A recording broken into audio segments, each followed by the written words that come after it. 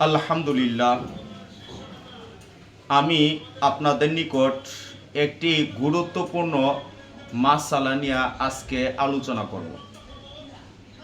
আলোচনাটা হইল মৃত ব্যক্তির সম্পত্তিকে কিভাবে ভাগ করতে হয়। মৃত ব্যক্তির সম্পত্তিকে 4 ভাগে বন্টন করতে হবে। 1 নাম্বার, মৃত ব্যক্তির কাফন দাফনের ব্যবস্থা করতে হবে মৃত ব্যক্তির সম্পত্তি থেকে।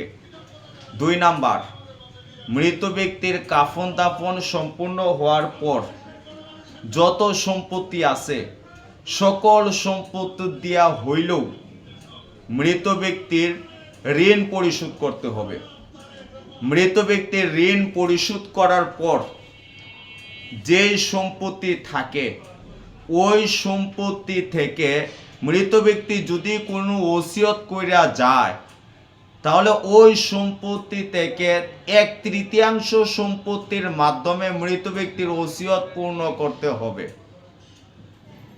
মৃত ব্যক্তির ওসিয়ত পূর্ণ করার পরে যে সম্পত্তি থাকবে এই সম্পত্তি মৃত ব্যক্তির উত্তরাধিকারীদের নিকট বন্টন করে দিতে হবে। এই মাসালা আপনি আর আমি জান্না বুঝা যেন আমল করতে পারি, এই বলে আমার আলোচনা এখানেই শেষ করছি। আসসালামু আলাইকুম।